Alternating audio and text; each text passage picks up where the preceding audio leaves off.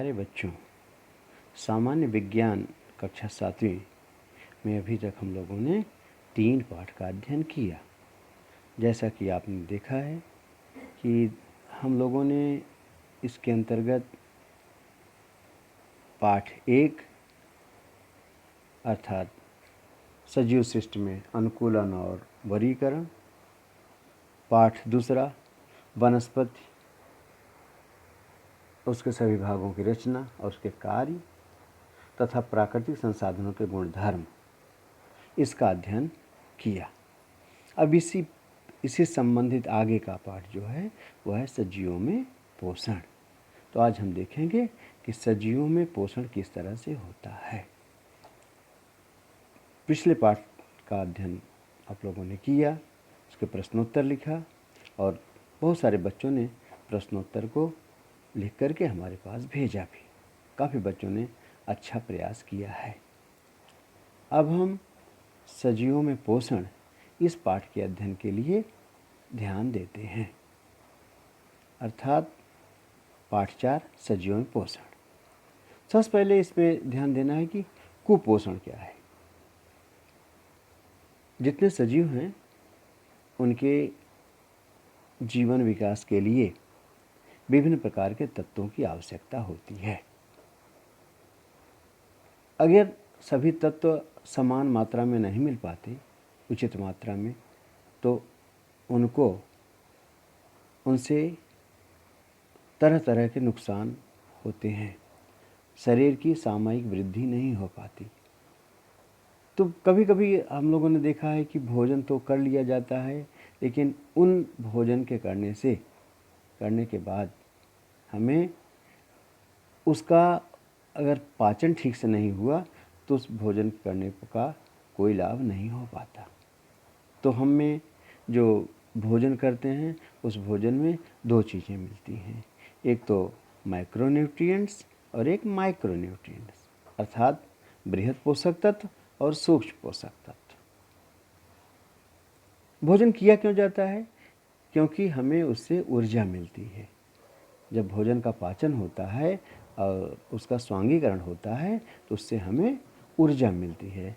ऊर्जा ही सभी कार्यों का मूल होता है। अर्थात अगर ऊर्जा नहीं होगी तो हम किसी भी कार्य करने में असहज महसूस करेंगे।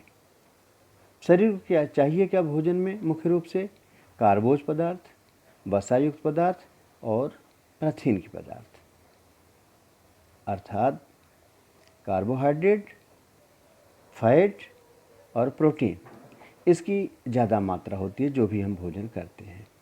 और इसमें माइक्रो न्यूट्रिएंट्स के अंतर्गत आता है कि इसमें जो खनिज और लवणयुक्त पदार्थ है, जीवन सत्व अर्थात विटामिन की बहुत थोड़ी सी मात्रा पाई जाती है। अब हम देखते हैं सबसे पहले कि पोषण की आवश्यकता किस लिए होती है। तो ध्यान से आप देख लो। कार्य करने हेतु ऊर्जा की आपूर्ति करना, शरीर की वृद्धि और विकास, कोशिकाओं की छेदन दूर करना और ऊतकों की देखभाल करना तथा बीमारियों का प्रतिकार करके शरीर के रोगों को बचाना। जितने भी पोषण सजीव होते हैं 2 प्रकार के होते हैं। कुछ होते हैं स्वयंपोषी और कुछ होते हैं परपोषी। तो जो सजीव अपना भोजन स्वयं बनाते हैं उन्हें कहते हैं स्वयंपोषी, और जो भोजन के लिए किसी दूसरे पर आधारित होते हैं उन्हें कहा जाता है परपोषी।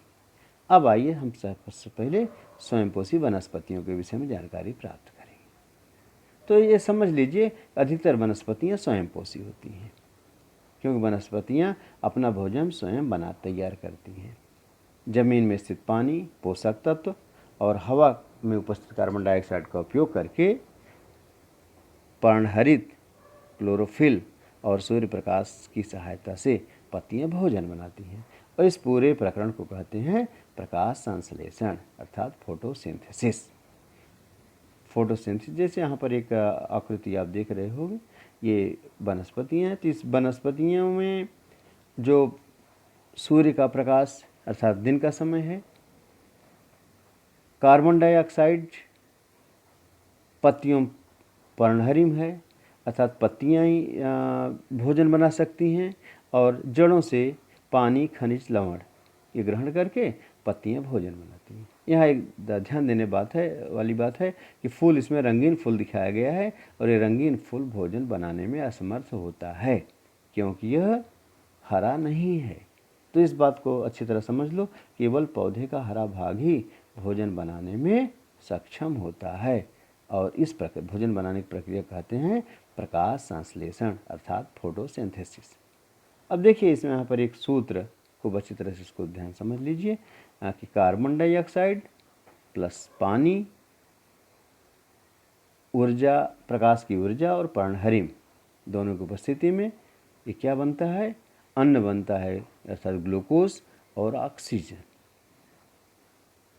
6CO2 प्लस 6H2O ये बनता है C6H12O6 प्लस O2। O2 अर्थात ऑक्सीजन गैस निकलती है। जैसा कि तुम लोग जानते हो कि प्राणी और वनस्पतियाँ एक दूसरे पर आधारित हैं क्योंकि वनस्पतियाँ दिन भर भोजन बनाती हैं और भोजन बनाने में वो ऑक्सीजन छोड़ती हैं और तुम सबको मालूम है कि ऑक्सीजन क्या होता है? हम लोग सांस लेने में ऑक्सीजन का उपयोग करते हैं और हम लोग क्या छोड़ते हैं? Carbon dioxide. श्वसन में कार्बन डाइऑक्साइड छोड़ते हैं और वो कार्बन डाइऑक्साइड वनस्पतियाँ उसका उपयोग करती हैं भोजन बनाने के लिए। अर्थात हमारे द्वारा छोड़ी गई कार्बन डाइऑक्साइड वनस्पतियों के लिए उपयोगी है और वनस्पतियों द्वारा छोड़ी गई ऑक्सीजन हम सब के लिए उपयोगी है। यह है प्रकाश संश्लेषण का सूत्र। इसको ध्यान से देख लो और अपनी कॉपी में नोट भी कर लो। अब वनस्पतियों में देखोगे तो वनस्पतियों में जो क्लोरोप्लास्ट है अर्थात हरा भाग, ये हरा भाग भोजन बनाने का काम आता है। पत्तियों में जो सूक्ष्म छिद्र होते हैं वहाँ से कार्बन डाइऑक्साइड ग्रहण की जाती है और जो सूक्ष्म छिद्र होते हैं उनको कहा जाता है पर्णरंध्र। पर्ण माने पत्ती, रंध्र माने छेद, अंग्रेजी में कहते हैं स्टोमेटा। यह स्टोमेटा अर्थात पर्णरंध्र कार्बन डाइऑक्साइड को ग्रहण करता है और यही पत्तियां भोजन बनाने में काम करती हैं क्योंकि सूर्य के प्रकाश का अवशोषण करती हैं और कार्बन डाइऑक्साइड की उपस्थिति में भोजन बनाती हैं।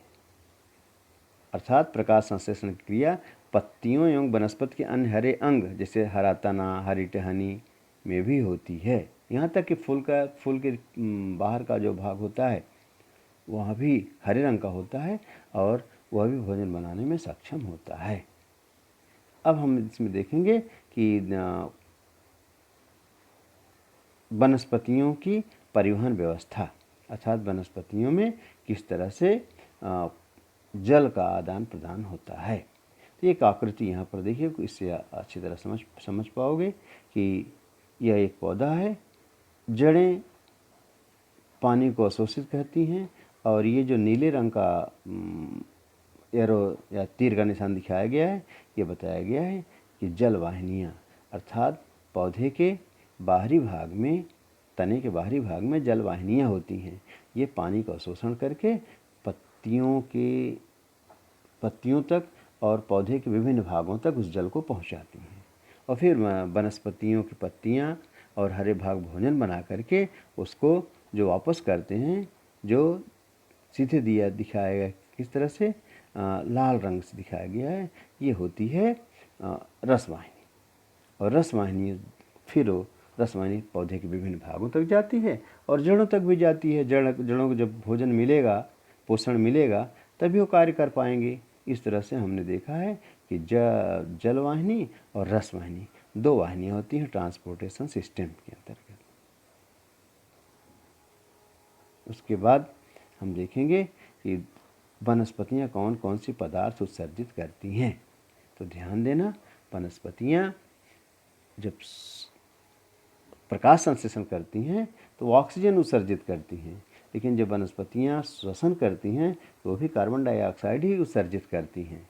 अर्थात मनुष्य के, प्राणियों के श्वसन में और वनस्पतियों के श्वसन में कोई भेद नहीं है, लेकिन हम यहाँ पर प्रकाश संश्लेषण पढ़ रहे हैं।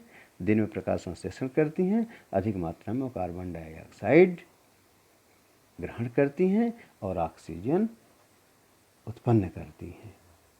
तो इस तरह से, क्योंकि पेड़ पौधों में कोई स्वतंत्र पाचन संस्थान और उत्सर्जन संस्थान नहीं होती। मनुष्य में उत्सर्जन संस्थान अलग अलग होता है, लेकिन वनस्पतियों में ऐसी कोई व्यवस्था नहीं होती। अर्थात सब काम किसको करना पड़ता है? पत्तियों को करना पड़ता है। अब प्रकाश संश्लेषण वनस्पतियाँ क्या बनाती हैं? ऊपर हमने देखा C6H12O6 अर्थात कार्बोज पदार्थ है। तो कार्बोज पदार्थ में कार्बन, ऑक्सीजन और हाइड्रोजन। C से कार्बन, C6H12 अर्थात हाइड्रोजन और O6 अर्थात ऑक्सीजन। कार्बन, हाइड्रोजन और ऑक्सीजन के मिलने से जो पदार्थ बनता है वह कार्बोज पदार्थ। इसी तरह से प्राथीन में कार्बन, हाइड्रोजन और ऑक्सीजन और नाइट्रोजन से बनते हैं। अर्थात प्रथिन जो होती है कार्बन, हाइड्रोजन, ऑक्सीजन, नाइट्रोजन भी होता है। तो प्रथिन तैयार करने में आवश्यक नाइट्रोजन वनस्पतियाँ कहाँ से प्राप्त करती हैं? ये नाइट्रोजन वनस्पतियाँ क्या करती हैं? वातावरण में नाइट्रोजन जो गैस होती है उस नाइट्रोजन को अवशोषित कर पाती हैं। लेकिन सामान्यतः वनस्पतियाँ जो हवा में नाइट्रोजन गैस इसको सीधे अवशोषित नहीं कर पाती। इसके लिए नाइट्रोजन के स्थिरीकरण अर्थात यौगिक में रूपांतरण होना आवश्यक होता है। तो ये कैसे होता है? इसका स्थिरीकरण जैविक और वायुमंडलीय इन दोनों प्रक्रियाओं द्वारा होता है। अब यहाँ पर एक पौधा दिखाया गया है।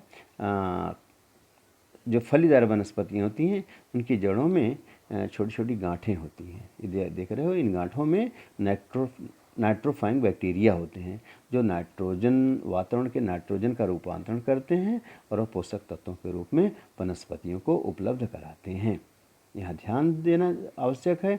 इसीलिए जो द्विबीजपत्री, और ये द्विबीजपत्री पौधों में पाए जाते हैं, जो द्विबीजपत्री पौधे होते हैं उनमें नाइट्रोजन अलग से देने की आवश्यकता बहुत कम मात्रा में होती है। नाइट्रोजन जैविक स्थिरीकरण यहाँ देख लीजिए। इस पद्धति में 2 प्रकार के सूक्ष्मजीव नाइट्रोजन का स्थिरीकरण करते हैं। राइजोबियम नामक जो सूक्ष्मजीव है द्विबीजपत्री फलीदार वनस्पतियों की जड़ों पर स्थित गांठों में पाए जाते हैं और ये नाइट्रोजन को, हवा के नाइट्रोजन को अवशोषित करते हैं और उनका रूपांतरण नाइट्रोजन की यौगिक के रूप में करते हैं। इन मिट्टी के एजेटोबैक्टर सूक्ष्मजीव व मंडलीय नाइट्रोजन का रूपांतरण नाइट्रोजन की यौगिक में करते हैं। ये जो गांठें दिखाई दे रही हैं यह केवल फलीदार वनस्पतियों अर्थात द्विबीजपत्री वनस्पतियों में ही पाई जाती हैं। अब यहाँ पर हम देखेंगे कि कोरोना काल में ये जो नाइट्रोजन का वायुमंडलीय स्थिरीकरण है यह पार्ट किताब से अलग कर दिया गया है। लेकिन इतना ध्यान रखो कि नाइट्रोजन जो हवा के नाइट्रोजन है उसके द्विबीजपत्री पौधे तो अपने उसको ग्रहण करके पौधों को देते हैं और बदले में पौधों से पोषण प्राप्त करते हैं। अब आते हैं कुछ पौधे होते हैं जो सहजीवी पोषण होता है। अभी तक हमने स्वयंपोषी वनस्पतियाँ पढ़ा, अब कुछ होते हैं सहजीवी पोषण। सहजीवी पोषण में क्या होता है? 2 या अधिक सजीव एक साथ रहने से पोषण, संरक्षण, परस्पर आधार आदि में सहायता मिलती है। सहजीवी पोषण करते हैं अर्थात दोनों को फायदा होता है। जैसे कुछ वनस्पतियों की जड़ों पर फफूंदी की वृद्धि होती है। अब वनस्पति फफूंदी को पोषक तत्व उपलब्ध कराती हैं। फफूंदी वनस्पति की जड़ों को लवणता पानी उपलब्ध कराती है। शैवाल और कवक साथ साथ रहते हैं। कवक शैवाल को रहने का स्थान, पानी तथा पोषक तत्व उपलब्ध कराता है। बदले में शैवाल कवक को प्रकाश संश्लेषित अन्न देता है। इस सहसंबंध से बनने वाली सहजीवी वनस्पति को पत्थर फूल कहते हैं। पत्थर फूल तुम लोगों ने मसाले की दुकानों से ध्यान दिया होगा। तो पत्थर फूल में क्या होता है? शैवाल और कवक दोनों रहते हैं और ये इसमें बहुत पोषक तत्व पाए जाते हैं। इसके बाद हम देखते हैं परपोषी वनस्पतियाँ, अर्थात जो वनस्पतियाँ भोजन के लिए, पोषण के लिए दूसरों पर आधारित होती हैं उन्हें कहते हैं परपोषी वनस्पतियाँ। परपोषी वनस्पतियों की विशेषता यह होती है कि उनमें पर्णहरित नहीं होता। अभी मैंने बताया इसके पहले कि पर्णहरित अगर नहीं होगा, क्लोरोप्लास्ट नहीं होगा, हरा भाग नहीं होगा तो वनस्पतियाँ प्रकाश संश्लेषण नहीं कर सकती। अर्थात भोजन नहीं बना सकती। तो कैसे भोजन बनाएंगी, कैसे जीवन यापन करेंगी? तो इसके लिए क्या करते हैं, जो परपोषी वनस्पतियाँ होती हैं वह किसी बड़े वृक्ष की शाखाओं पर या उनकी डालियों पर या तने पर लिपट करके और क्या करती हैं, अपना एक विशेष चूसक अंग होता है जड़ों की तरह, वह उस तने की रसवाहिनी के अंतर्गत प्रविष्ट करा देती हैं। और रसवाहिनी आप जानते हो बना बनाया भोजन है, तो बना बनाया भोजन उससे पाती रहती हैं और उस पर आधारित रहती हैं। अर्थात जब तक वो पौधा जीवित रहेगा तब तक ये भी जीवित रहेंगी। ऐसे पौधों कहते हैं, क्या कहते हैं, ऐसे पौधों को परपोषी वनस्पति कहते हैं। तो परपोषी वनस्पति में वृक्षादनी और अमरबेल ऐसे कुछ परपोषी वनस्पतियाँ पाई जाती हैं। हाँ, अर्थात मैंने बताया पर्णहरित नहीं होता, इसलिए यह पूरी तरह से आश्रयदाता वनस्पति पर निर्भर होती है और इनको संपूर्ण परजीवी वनस्पति कहते हैं।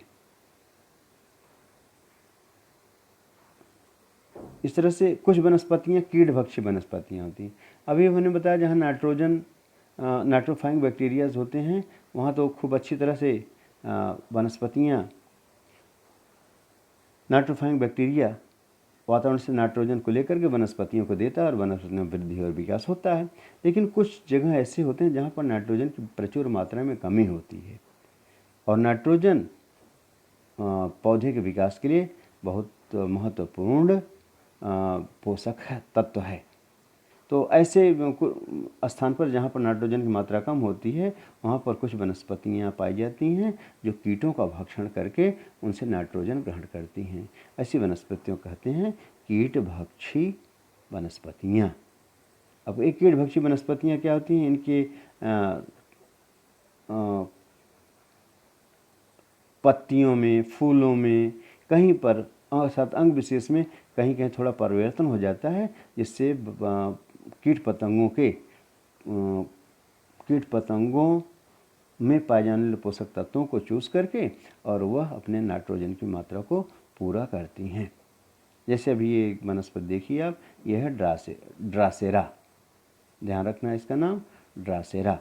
अब ड्रासेरा बर्मानी में क्या होता है, ये इनके कीटकों को आकर्षित करने वाले चिपचिपे द्रव की बूंदें होती हैं इनमें, और पत्तियां जो हैं आकर्षक होती हैं, रंगीन होती हैं। तो पत्तियों को रंगीन देख करके कीड़े मकोड़े आ जाते हैं और फिर उस चिपचिपे पदार्थ में चिपक जाते हैं, जिससे वह उनकी मृत्यु हो जाती है। फिर उनको वनस्पतियाँ चूस लेती हैं। इसको कहते हैं ड्रासेरा। इस तरह से एक है घटपर्णी। घटपर्णी में क्या होता है, उनकी पत्तियाँ जो हैं वह घड़े के आकार की हो जाती हैं और उस पर जब कोई कीटक आते हैं तो उस घड़े के अंदर पाए गए रस में गिर करके उनकी मृत्यु हो जाती है और फिर उनका कीड़ों में पाए जाने वाले पोषक तत्वों को वनस्पतियाँ ग्रहण कर लेती हैं और इस तरह से वह कीटभक्षी वनस्पतियाँ कहलाती हैं। तो हमने क्या बताया, ड्रासेरा और घटपर्णी दोनों को याद रखना। ड्रासेरा, घटपर्णी ये कीटभक्षी वनस्पतियाँ होती हैं। अब हम देखेंगे कुछ वनस्पतियाँ होती हैं मृतोपजीवी वनस्पतियाँ, अर्थात इन वनस्पतियों को जो मुख्य आधार होता है सड़े गले अवशेष पदार्थ होते हैं, मृत अवशेष पदार्थ होते हैं। तो इन वनस्पतियों में भी प्रकाश संश्लेषण क्रिया नहीं होती, जैसे कुकुरमुत्ते, फफूंदी, कवक और खमीर, ये मृत अवशेषों पर जीवित रहने वाली वनस्पतियाँ हैं। मृत अवशेषों पर गिरने वाले फफूंदी के पाचक रस से इन अवशेषों के कार्बनिक पदार्थों का विघटन होता है। फफूंदी इस विघटन से तैयार होने वाले द्रावण को अवशोषित कर पोषक द्रव्य प्राप्त करती है। ये मृतोपजीवी वनस्पतियाँ। ऐसा कुकुरमुत्ते आपने कहीं सड़ी गली जगहों पर पेड़ों की जड़ों के पास में बरसात के मौसम में देखी होगी। अब ये सफ़ेद रंग का है, इसलिए प्रकाश संश्लेषण की क्रिया तो कर नहीं सकता, तो ये ऐसे पौधों कहा जाता है मृतोपजीवी पौधे। ठीक है। अब ध्यान दो, कुछ फफूंदियों के कारण अन्न दूषित होता है तथा विभिन्न प्रकार के रोग बीमारियां होती हैं। खमीर तथा कुछ कुकुरमुत्ते उपयोगी होते हैं। हाँ, कुकुरमुत्ते कुछ उपयोगी होते हैं जिनको आप मशरूम नाम से जानते होंगे, इसकी सब्जियां भी बनती हैं और इसमें बहुत पोषक तत्व पाए जाते हैं तथा औषधीय गुणधर्म भी होते हैं। ईस्ट नामक किंड डबल रोटी बनाने में और खट्टापन उत्पन्न करने वाली प्रक्रियाओं में उपयोग में लाया जाता है। कुकुरमुत्ते में जीवन सत्व और लौह प्रचुर मात्रा में पाया जाता है। तो इन्हीं कुकुरमुत्ते को ही मशरूम के नाम से बाजार में जानते हो। तो आज हम और पौधों में जो पाए जाने वाले मुख्य पोषक तत्व होते हैं, इन्हीं पोषक तत्वों का वनस्पतियों का विकास होता है। इन पोषक तत्वों की एक टेबल है, इस टेबल को आसानी से इसको अपनी कॉपी पे नोट कर लेना, जिसमें नाइट्रोजन, फास्फोरस, पोटेशियम, मैग्नीशियम, लोह और मैग्नीज तथा जिंक पाया जाता है। इनका कार्य क्या है और ये अभाव होता है तो इनसे कौन कौन सा नुकसानदायक परिणाम होता है, ये आपके स्क्रीन पर सामने दिखाई दे रहा है। आज हम इस बात को यहीं पर विराम देते हैं। इसका शेष भाग हम अगले पार्ट में पढ़ेंगे। धन्यवाद।